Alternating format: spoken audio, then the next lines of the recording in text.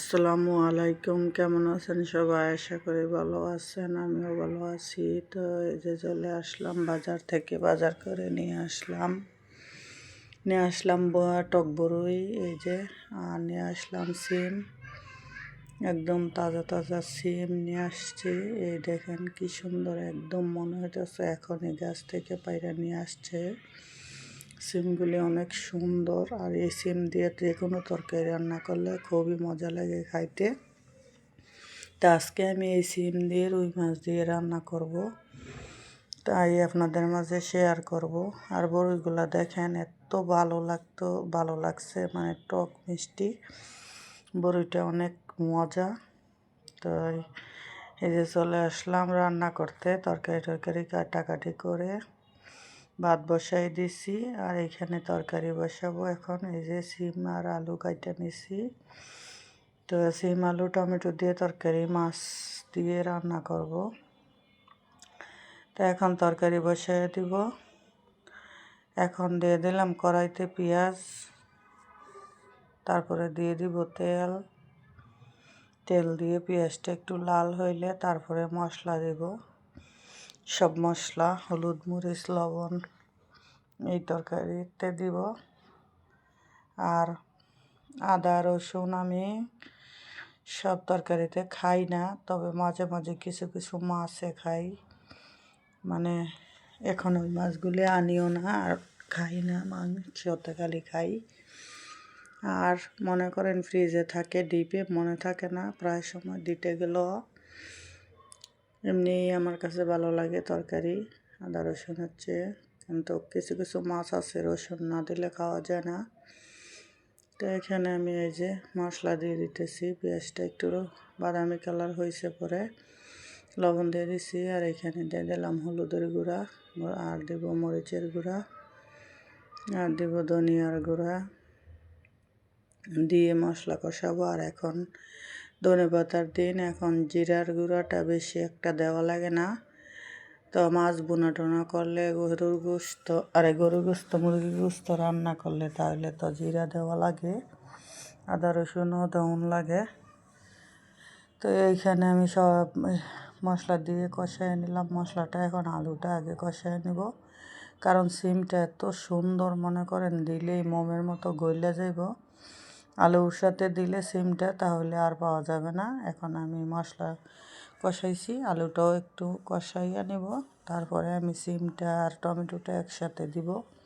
তাইলে বোঝেন সিমটা কত সুন্দর, একদম তাজা সিম, মানে দেশে থাকতে আমি এই সিম খাইছি, এরকম সিম অ্যাভেলেবেল ঢাকা শহরে পাওয়া যায় না। তো এখন আমি মশলা এই যে আলু কষাইতে দিয়ে দিলাম। তো এখন দেখছি একটু হালকা একটু পানি দিয়ে কষাইতে দিছি, আর এখানে আমি মাছ ভাজিয়ে রাখছি। আর আমাদের ঘরে একই মাছ, কারণ বেশিরভাগই সব মাছ খায় না, এখানে বেশিরভাগ মাছ খায় না, এদের শিং মাছ খায় না, পাঙাশ মাছ খায় না, বোয়াল মাছ খায় না, এগুলো অনেক মাছ বাদ, নদীর মাছ খায় না। তো আমার আলুটা কষা নিয়ে গেছে, এখন সিমটা দিয়ে দিলাম আর টমেটোটা দিয়ে দিব। তো এখন মশলাটা সিমটা কষাই নিতেছি একটু, সিমের সাথে এই টমেটোটা দিয়ে দিব আমি, কারণ সিমটা একদম নরম, এটা বেশিক্ষণ সিদ্ধ করা যাবে না। তো এই জন্য আমি একটু মশলাটা মাখাই নিলাম সিমটার সাথে। তো টমেটো দিয়ে দিব, দিয়ে জল দিব। আর সিমের তরকারি খাইতে আমার কাছে খুবই ভালো লাগে, কিন্তু এখনকার দিনে যে কি শরীরে চুলকায়, খালি সিম খাইলে, সব তরকারি খাইলেই শরীর খালি চুলকায়, কোনো তরকারি বাদ নাই, সব তরকারিতেই খালি শরীর চুলকানি, কিছু খাওয়া যায় না। আর বেগুন তো আমাদের ঘরে খাই না আমরা, শরীর চুলকায় খালি বেগুন খাইলে, কিন্তু বেগুনের ভাজা আমার খুবই প্রিয়, বেগুন ভাজা। এখন প্রিয় জিনিস হইলেও খাওয়া যাবে না, শরীরে হয়েছে আগে, তারপরও মনে করেন শরীরে চুলকায়, হালকা পাতলা চুলকায়, তাও প্রতিদিন 1 দিন 2 দিন 3 দিন পর পর ওষুধ খাই, ওষুধ না খাইলে ভালো, শরীর বেশি চুলকায়। আর মনে করেন অন্য বাসায় বেশিরভাগ বাসায় দেখি শরীরে চুলকানি, এটা করোনার পর থেকে এই চুলকানি এটা মানুষের। তো এখন আমি তরকারিটা কষানি হয়ে গেছে, এখন ঝোল দিয়ে দিতেছি। তো এখানে গরম পানির ঝোল করছি, মানে আমি এখানে যে গরম পানির ঝোলটা দিয়ে দিতেছি। তো এইখানে এই যে ঝোল দিয়ে দিলাম কম করেই, আর টমেটো দিয়ে দিছি। এখন দিয়ে দেব বলক আসলে মাছ দিয়ে দেব। তো তরকারিটা খাইতে যে কি স্বাদ হয়েছিল, আপনারা একবার এইভাবে রান্না করে খাইয়ে দেখবেন কীরকম লাগে।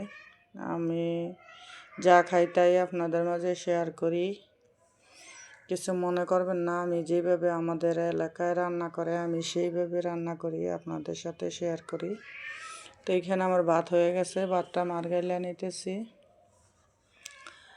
তো এখন আমাদের বাসায় আল্লাহর রহমতে গ্যাস থাকে, গ্যাসের কোনো সমস্যা নাই। গ্যাস যাইলেও সকালবেলা অনেক দেরিতে যায়, আবার দুপুরবেলাও চলে আসে। তো এখন আমার তরকারি প্রায় হয়ে গেছে, এখন দিয়ে দিতেছি ধনেপাতা। আর ধনেপাতা দিলে তো তরকারির কালার বুঝেন কি সুন্দর কালার আসে, দেখেন এখন কত সুন্দর কালার আসছে। আর ঝোল রাখি নাই তরকারিটা, আমি বেশি মাখা মাখা রাখছি। এমন অবস্থা তরকারি রাখলে তরকারি খাইতে খুবই ভালো লাগে, পানি পানি ঝোল তরকারি ভালো লাগে না।